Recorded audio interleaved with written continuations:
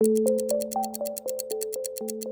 आपको पता है कि दुनिया के 6 लार्जेस्ट देश ऑस्ट्रेलिया के 3 टाइम जोन्स हैं। सबसे बड़े देश रशिया के 11 टाइम जोन्स हैं और फ्रांस जो 10 सबसे बड़े देशों में से एक है भी नहीं, उसके 12 टाइम जोन्स हैं। 12 दुनिया के सभी देशों से ज्यादा। लेकिन भारत में मामला थोड़ा अलग है, इनफैक्ट बहुत अलग। भारत दुनिया का 7वां सबसे बड़ा देश है, लेकिन इतना बड़ा देश होने के बावजूद भारत के सभी हिस्सों में सिंगल टाइम जोन फॉलो होता है और इस सिंगल टाइम जोन के कई सारे प्रॉब्लम्स हैं। 1904 में जिसने भी बॉम्बे से कलकत्ता ट्रैवल किया होगा उसको अपनी घड़ी को 60 मिनट एडजस्ट करना पड़ा होगा, क्योंकि तब तक भारत में कई टाइम जोन्स फॉलो होते थे और बॉम्बे और कलकत्ता के टाइम में लगभग 1 घंटे का अंतर था। लेकिन आज भारत सिंगल टाइम जोन को फॉलो करता है, द इंडियन स्टैंडर्ड टाइम। अब इसे एक्चुअली समझने के लिए हमें इसके बेसिक्स समझने होंगे। ये है हमारी पृथ्वी। जैसा कि आप देख सकते हैं, पृथ्वी के हर एक भाग को एक समय पर समान रूप से सनलाइट नहीं मिलती और इसी वजह से हमने अपनी पृथ्वी को 24 अलग टाइम जोन्स में बांटा है। कैसे? By using these imaginary standing lines, जिन्हें लॉन्गिट्यूड्स कहते हैं, और ये एक दूसरे से 15 डिग्री दूर होते हैं।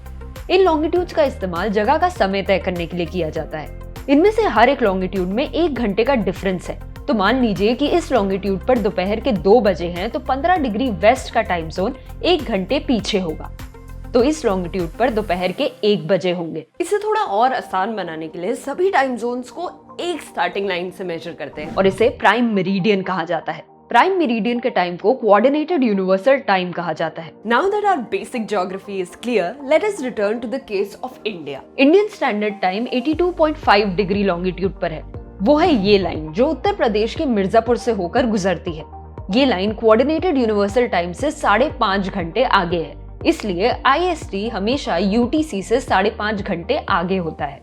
लेकिन इसमें एक समस्या है, खासकर सूर्योदय और सूर्यास्त के कारण। भारत के पूर्वी हिस्सों में जैसे अरुणाचल प्रदेश में सूर्योदय और सूर्यास्त जल्दी होता है, लेकिन गुजरात जैसे पश्चिमी हिस्सों में सूर्योदय और सूर्यास्त कंपैरेटिवली देर से होता है। ये अंतर आमतौर पर 2 घंटों का होता है, लेकिन IST इस अंतर को ध्यान में नहीं रखता है और इससे कई प्रॉब्लम्स होती हैं। सबसे पहली प्रॉब्लम है पुअर स्लीप साइकिल।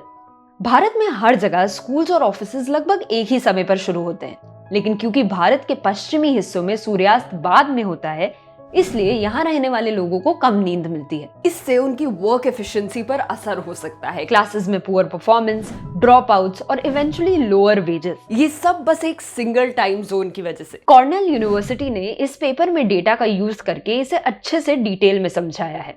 इससे पता चलता है कि जहाँ सूर्यास्त 1 घंटे की देरी में होता है, वहाँ के बच्चों को 30 मिनट कम नींद मिलती है।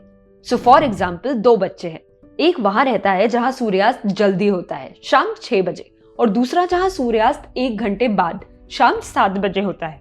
तब इस बच्चे को 30 मिनट कम नींद मिलेगी। और अगर ऐसा हर दिन होता रहा तो इमेजिन कि एक बच्चा सोने के कितने घंटे खो रहा होगा। इनफैक्ट पेपर हमें ये भी बताता है कि एनुअल एवरेज सनसेट टाइम में 1 घंटे की देरी से बच्चों की शिक्षा लगभग 1 वर्ष कम हो जाती है, और ये लंबे समय में भारत के पश्चिम इलाकों में रहने वाले बच्चों के लिए बहुत हानिकारक हो सकता है। But of course this affects some people worse than others. सबूतों से पता चलता है कि गरीब परिवारों के बच्चों को एक ही एरिया में रहने वाले दूसरे बच्चों की तुलना में हर रात 7 मिनट कम नींद मिलती है, और कुल मिलाकर ये बच्चे बहुत सारी नींद खो देते हैं। फिर आती है इलेक्ट्रिसिटी वेस्टेज की प्रॉब्लम।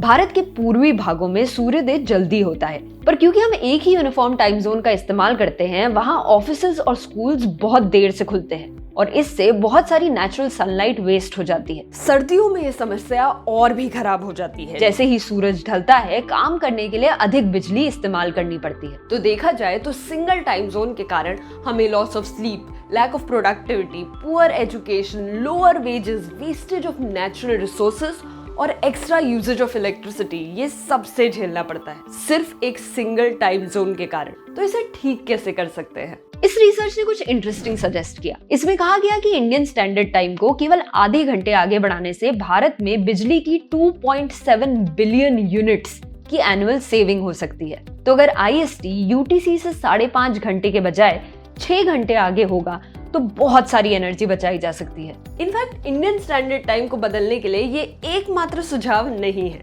2019 की एक स्टडी ने सजेस्ट किया कि यदि भारत अभी के सिंगल टाइम जोन की बजाय 2 टाइम जोन्स ले आता है तो हमारी GDP सालाना 0.2% से बढ़ेगी, जो $4.2 billion annual human capital gain के बराबर है।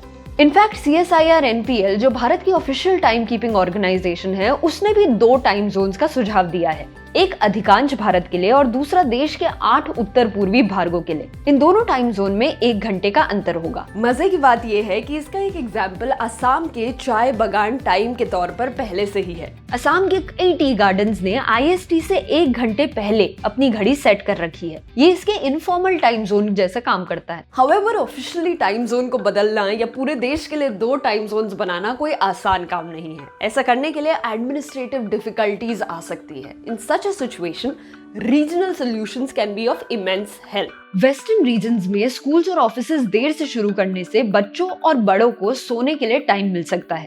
अच्छी नींद की वजह से उनका दिन भी ज्यादा प्रोडक्टिव हो सकता है। जबकि ईस्टर्न पार्ट्स में दिन की शुरुआत जल्दी करने से नेचुरल रिसोर्सेज का यूटिलाइजेशन अच्छा हो सकता है और एनर्जी कंजम्पशन भी कम हो सकती है। टाइम जोन्स एक बहुत ही इंटरेस्टिंग और कॉम्प्लेक्स फिनोमेना है और हमें ऐसी जियोपॉलिटिकल वीडियोस करना बहुत पसंद है।